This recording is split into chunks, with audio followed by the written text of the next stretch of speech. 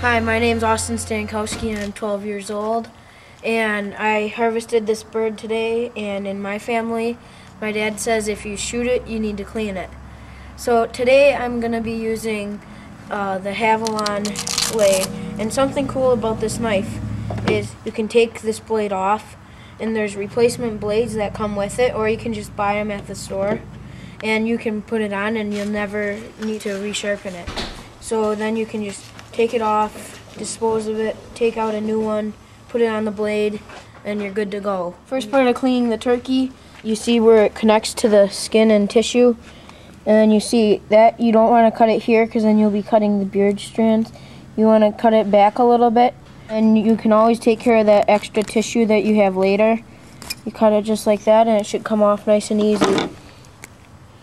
Then you have your beard. You can put it on the wall or do whatever you want. Next, what you want to do is you want to take the breast, and I like to make a little cut in it to start it. Then you rip it open. Should come fairly easily.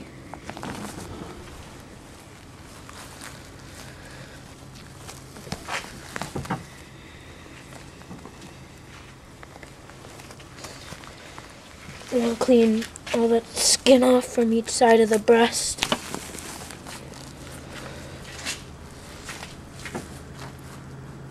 Okay, and now that I got that, first thing that you're gonna want to do is you're gonna want to pop the hips out, just like that.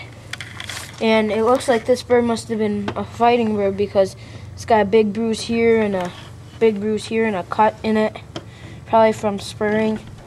And next, what you're going to want to do is you're going to want to take out the crop. And when a bird swallows, that's where all the food goes.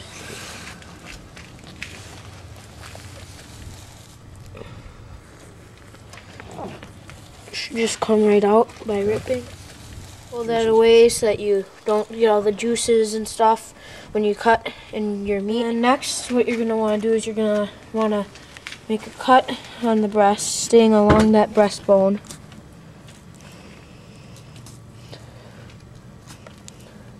Right along the top of it at first. Maybe venture over a little bit over there to get all that meat. Just making sure that you get everything.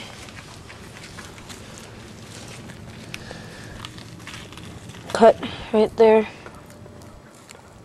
This knife, it's so sharp. Usually most knives, when I have to cut it, I have to go like this. But this knife, all I have to do is quick, clean cuts. It's so much easier, not as much work. It's going so much faster too than what a duller knife would be like. Be careful when you get over here that you don't cut that in there, because that's where all the guts are. And you want to cut this right along the wishbone.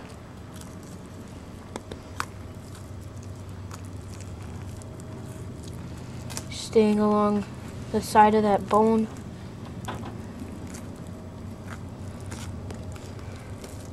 Keep cutting along that edge.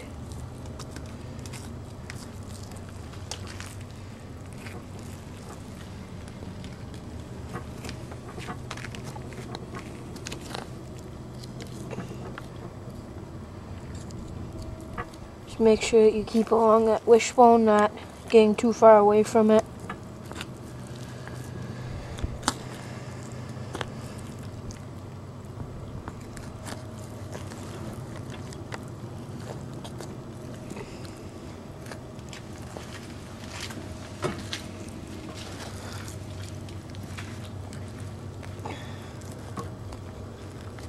And you're going to want to keep cutting, keep getting all that meat. You're going to get up into that like wing area. And that's when you're going to start cutting it off.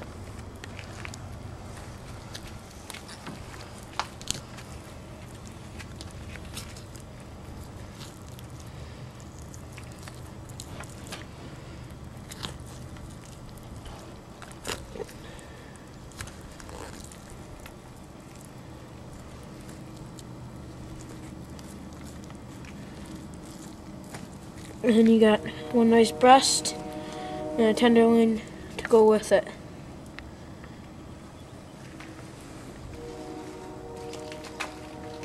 In the bucket.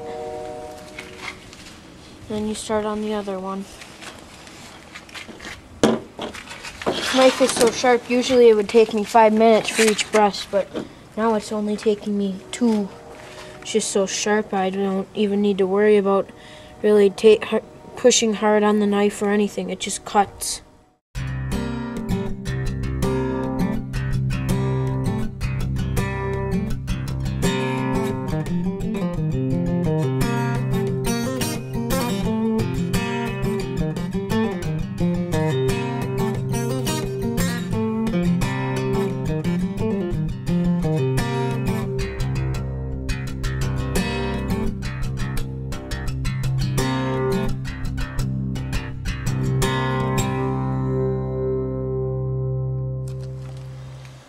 And there you go, you got the breast again, and you got the tenderloin again right there.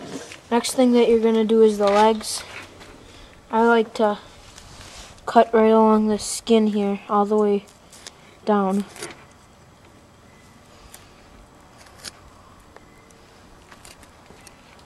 This knife's so sharp again that usually I wouldn't be able to cut it that easily. It's so easy that I just ran it along there and there's nothing hard about it.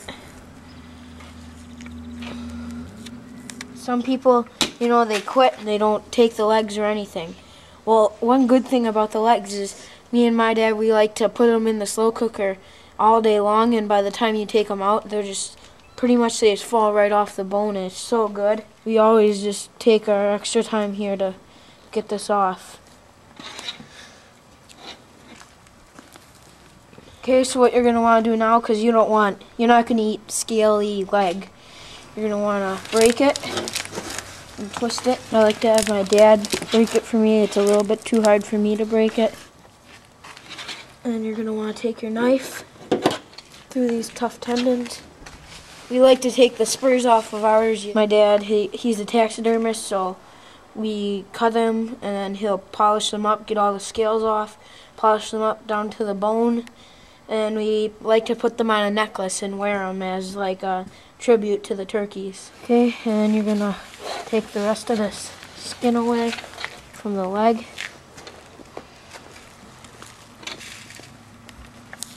And you're left with all this meat here.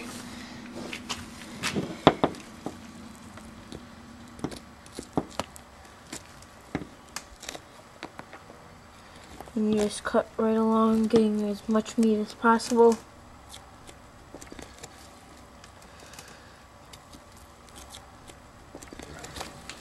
And this joint is the ball and socket joint. You gotta kind of cut around it so that you can separate it all and get the meat.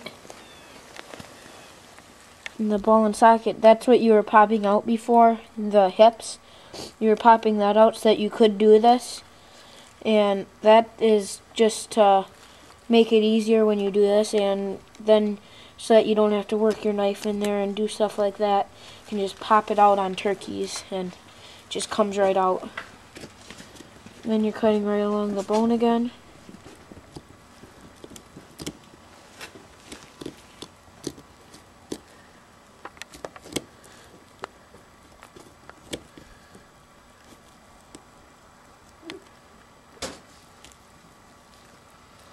Cutting right along.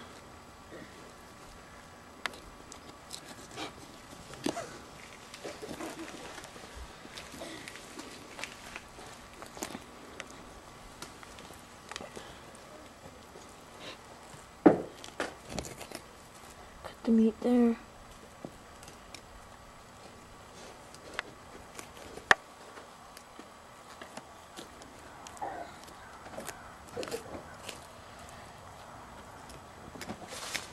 And there's a bunch of skin that's stuck to it yet. Pulling all that out. Then you just gotta make the last few cuts right there. And then, if you would have just thrown the bird away, you wouldn't have gotten any of this meat. And this is almost the most meat that you're gonna get on the bird. And it's really the tenderest meat that's on the bird besides the tenderloins. So when you get this, it's just really good tasting, and put it in the slow cooker all day long. Just like this. So all you need to do is just put it in and put whatever ingredients that you want and get it cooked.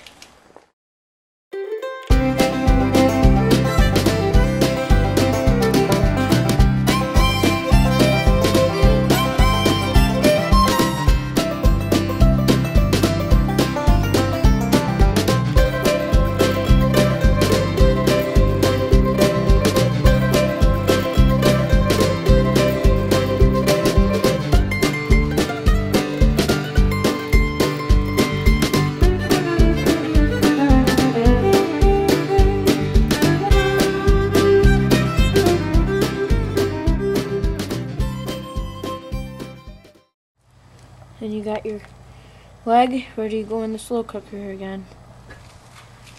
Now what you're going to want to do, a lot of people, they like to save the fan. It's a pretty thing, so it's a little bit too hard for me.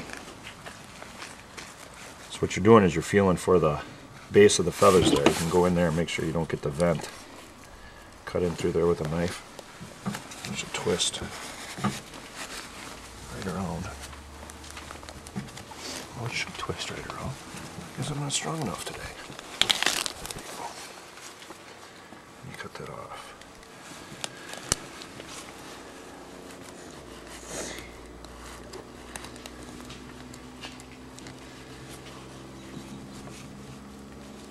And you got to get all this meat off of here. With having a sharp knife like this, all you do is you run up along the feathers. I'll do this really quick here for you. You go up along the feathers like this. You get as much of this, you get as much meat off as you possibly can, peeling back.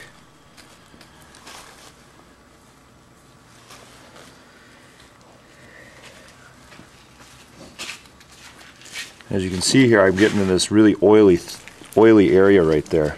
This is a bird, all birds have this, it's their oil gland, and what they use that for is to waterproof their feathers. So I got to work my way all the way around, not just that way.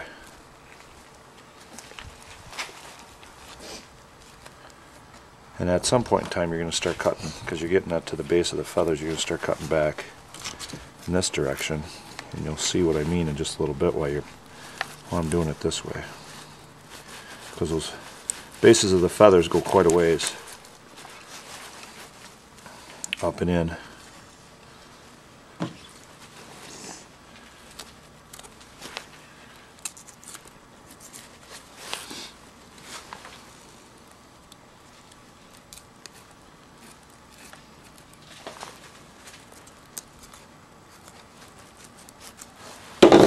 There's a bone in there, you're going to want to twist that out. Cut that out of there. Gotta get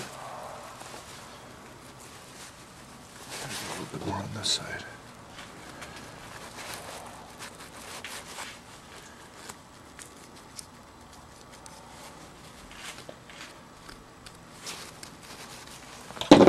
Sometimes a pair of pliers will help too, to get this out of here.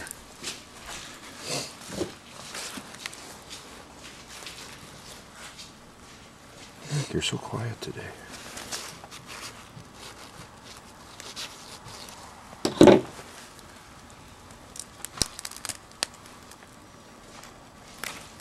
Okay, so here's a fan that I had finished from last year. You can see I got it all stretched out and everything. And all you had to do was put some weight on it like that, place the feathers perfectly, put a weight on it like that, and let it sit, and then you can use your beard or spurs. I'm going to take you inside, show you one of the finished products. Anybody can do this. You don't have to take it to a taxidermist to do this. Just lay it out, take your time nice and easy, and let it sit for about 2 weeks with that borax where that meaty tissue is. Alright, so here you can see what a turkey beard will look like after you put the borax on it and that tissue shrinks up. And then what I like to do is I like to just take a thin piece of wire. You can use twist tie, you can use string to put that around there, and then you can get a plaque made. I do personal plaques. You can get a plaque at Fleet Farm, Walmart. You hang the beard there, the spurs, and then the fan sets nice in there like that. Scott Stankowski, Austin Stankowski. Central Wisconsin Sports, coming at you.